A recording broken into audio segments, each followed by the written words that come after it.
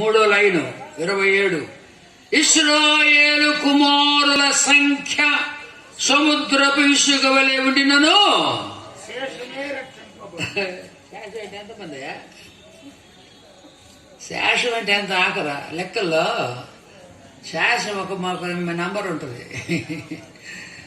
నోవు దినాల శేషమే. నోవు అయిన భార్య, 3 కొడుకులు, కోడలు, 8 మంది వచ్చారు. అందరూ పోయారు. అక్కడ కూడా కొద్ది మంది. నాకు బాధగా ఉంటుంది ఇప్పుడు. అనుకున్నారు, చాలా మంది మోసపోతున్నారు. ఇశ్రాయేలు కుమారుల సంఖ్య సముద్ర ఇసుక వలె ఉండినను, శేషమే రక్షింపబడిన. శేషమే బెత్లెహేములో చేర్చుకోవాలా? లేడు. బెత్లెహేము మొత్తం అయిందే. వీళ్ళ తాత బోయేదు, రూతమ్మ తాత అంతా కూడా సత్రం కూడా వాళ్ళదే. కానీ తన సొంత ఇంటికి వస్తే యేసు ప్రభుకి స్థలం లేదన్నారు. బెత్లెహేములో లేదు, స్థలం లేదు.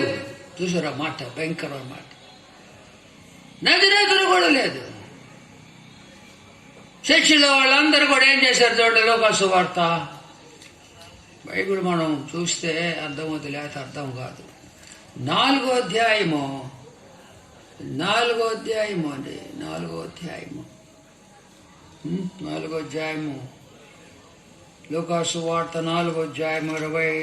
సమాజం మీద ఉన్న వారందరూ ఆ మాట విని ఆగ్రహము, కోపం నిండుకొని లేచి ఆయన పట్టణములను వెళ్ళగొట్టి ఆయనను తలక్రిందులుగా పడద్రోయవలెనని తమ పట్టణము కట్టబడిన కొండపేట వరకు ఆయన్ని తీసుకొని పంపటానికి హిజ్ ఓన్ ప్లేస్.